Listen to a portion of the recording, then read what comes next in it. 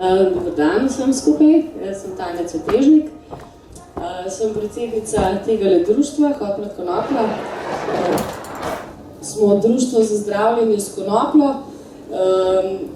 To v bistvu si nekako predstavljamo tako, da že samo znanje o konoplji nas nekako zdravi s spodbujanjem zavesti, pa pol tudi telo seveda naprej, tako kot ste videli.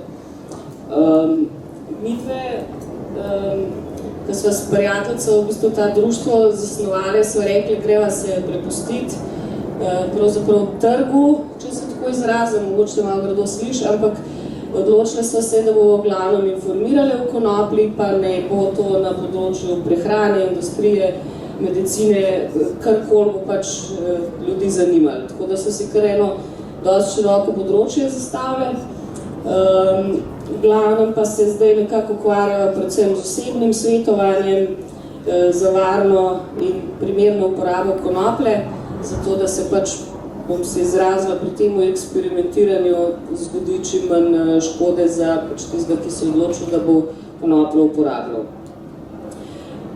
Seveda, teh aktivistov nas je že kar en lep kup in smo normalno prišli do zaključka, da se moramo nekako združiti, ker samo skupaj smo močnejši.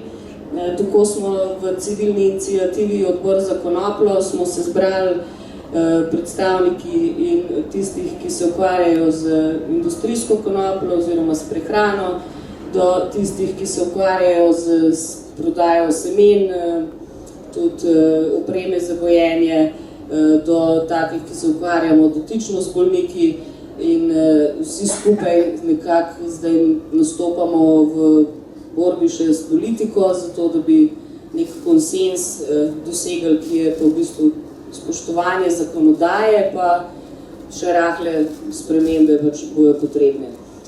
Ker pa seveda kot civilna iniciativa smo še zmeraj, če se izrazim, niko in ništa, je logičen korak, da smo zdaj tudi se lotili tele zveze nevladnih organizacij na področju drog in njihove uporabe.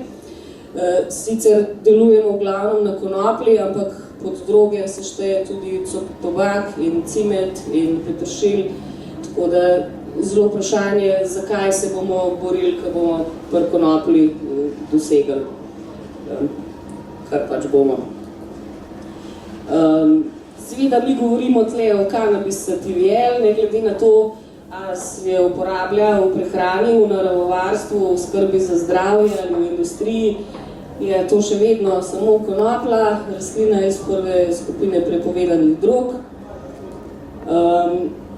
Vsi deli konoplje so uporabni, od korenin, cvetov, ženskih, moških, samo odločamo se pač, če se odločimo sami gojiti, moramo seveda vedeti, kaj želimo, ali želimo semena za olje, ali želimo zdravila, ali želimo v bistvu eno zdravo polje za naše čebele, ali si želimo očistiti določeno zemljo, pač glede na to potem iščemo naprej informacije. Tako, kot sem že prej rekla, največ seveda se obrača na nas ljudi, ki imajo težave z zdravjem. To so taki, ki pravzaprav držijo zadnjo rešilno bilko v roki in tako tudi pridejo do nas. Gre se tudi za drugo zdravje, se pravi za hujšanje, za samo boljše spanje, za take preventivne stvari, pa tudi drugo, kar se tiče obleke iz konoplje, pa gojenja, potem naprej za olje. Zdaj imamo tudi 2 zadruge v Sloveniji za to kmetijsko pridelavo, kar je super. Tako, ne, zdaj, s čim se bolniki srečujejo v bistvu najprej, ne, kako do konoplje prideti, kadar zbolijo. Tako da izbire ni več veliko, imamo črni trg prepovedan, imamo samo oskrbo prepovedano, črni trg seveda prinaša visoke cene, ne veš, kakšna kvaliteta je izdelka, ki si ga kupil, doma nekako pri nizkih cenah in nadzoru nad kvaliteto, tudi potem nekako lahko bolj zaupamo, da imamo v roki res nekaj kvalitetnega, ki nam bo pomagali, če smo sami naredili.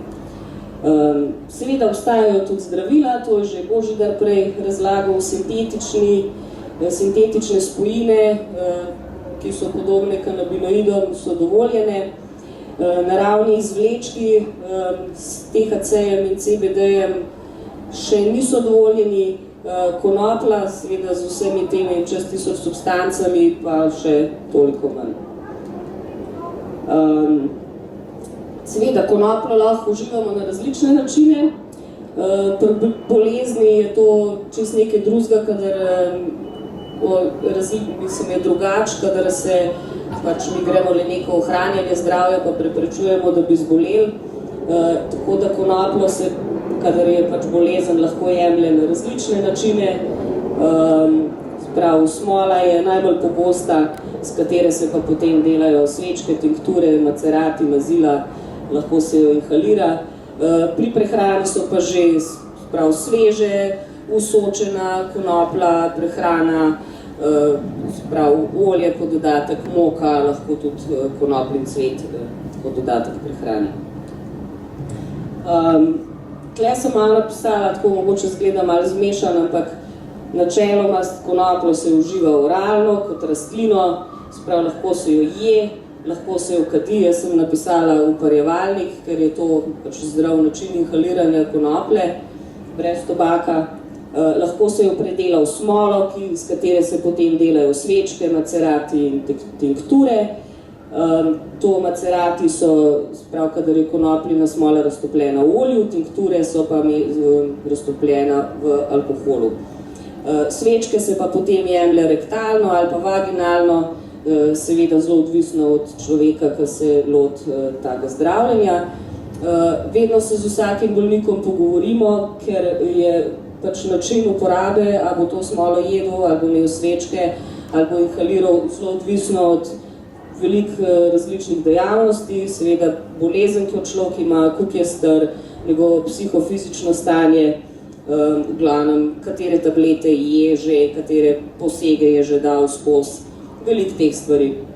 Odzivamo se pa seveda zelo različno. Zdaj ne vem, če bi to sploh razlagala, ker ste že v filmčku vsi pogledali, kako konoplja vpliva.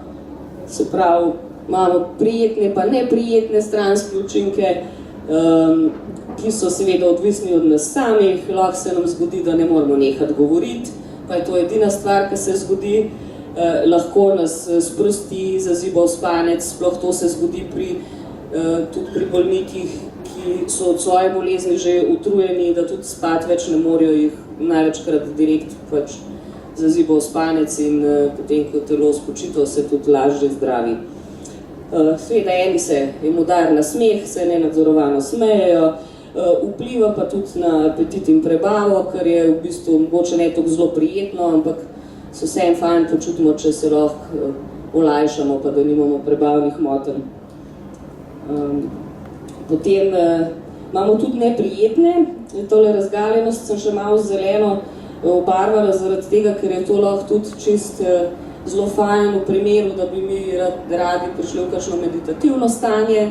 Takrat lahko razmišljamo predvsem o sebi, sicer nas pa konoplja sili v to razmišljanje, če na njega nismo pripravljeni in mogoče ne bo zelo všeč, kadar nam nekako postavi konoplja ogledalo nas samih, ko se zavemo, da mogoče kaj delamo narobe in koliko časa že delamo narobe, je to lahko zelo stresno.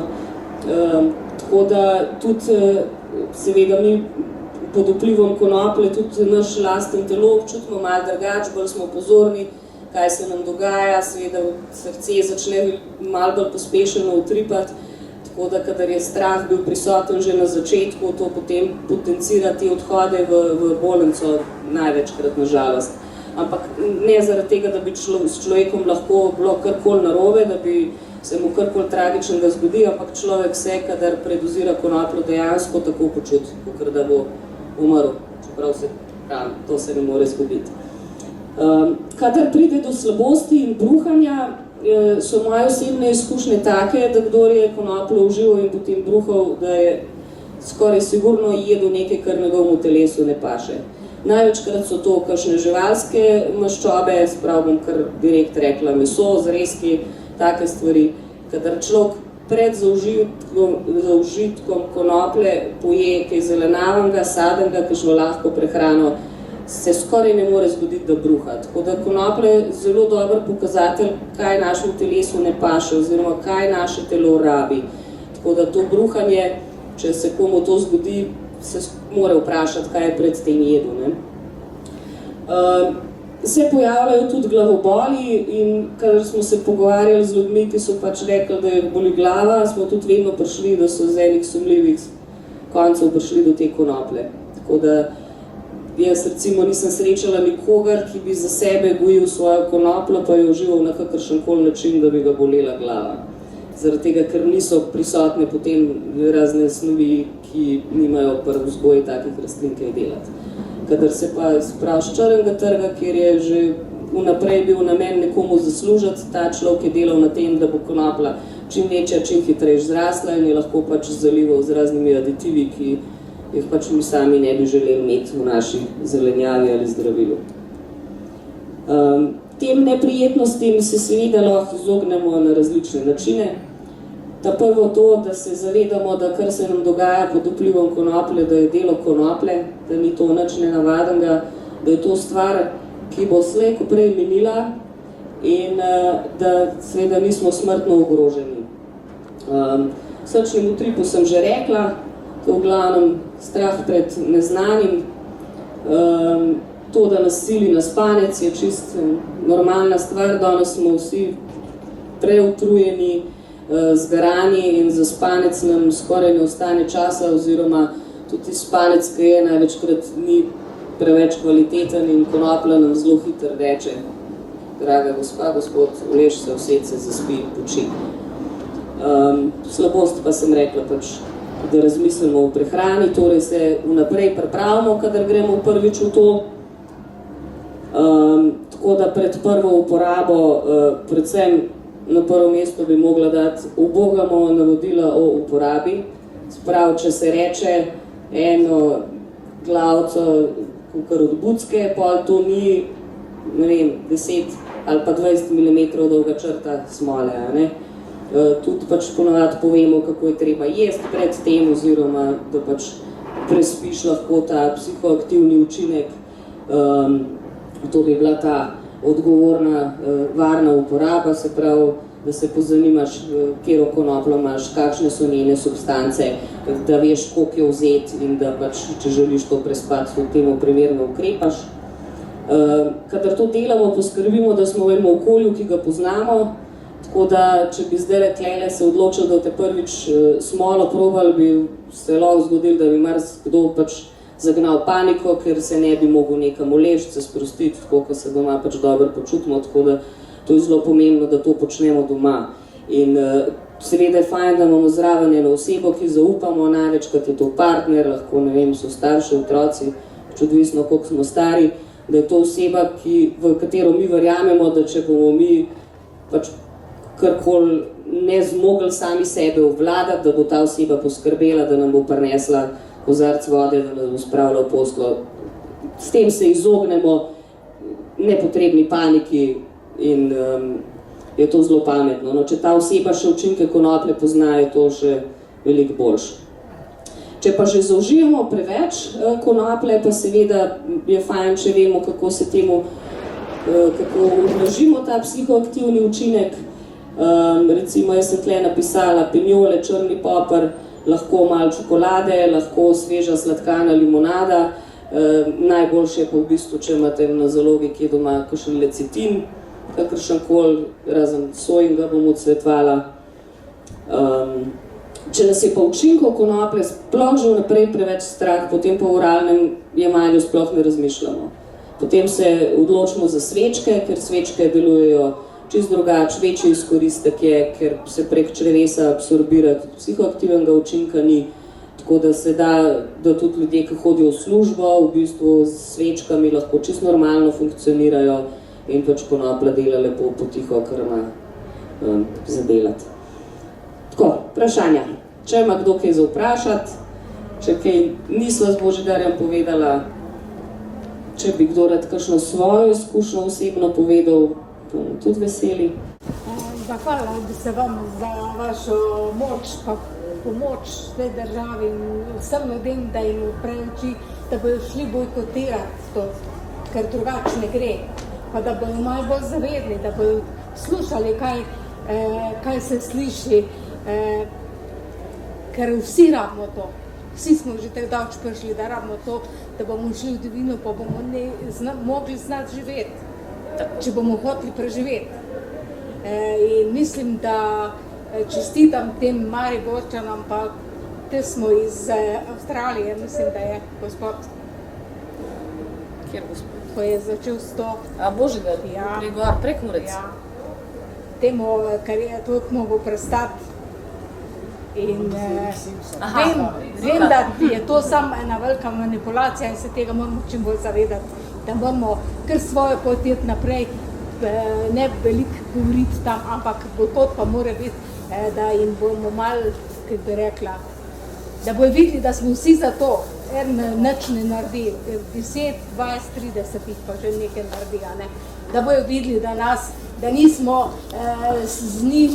z njihovo hrano se tako zastrupili, da ne vemo, kaj govorijo, kaj delajo in da tudi mi že vemo več, da smo prebojeni. Hvala vam za vašo borbo. Bom še enkrat vas povabila 19.5. v Ljubljano v Zvezda Park na ta naš dogodek, ki bo namenjen v glavnem bolnikom. Bomo tudi sicer en pohod naredili, ampak daleč od tega, da bomo kaj glasno protestirali, bomo naredili miroljubnega, ker mi smo miroljubni ljudje. In bomo pač v sklopu tega skušali tudi to problematiko predstavljati, ki jo imajo ljudje, ki se pač odločajo za ta način samozdravljenja in imajo vso pravico tako.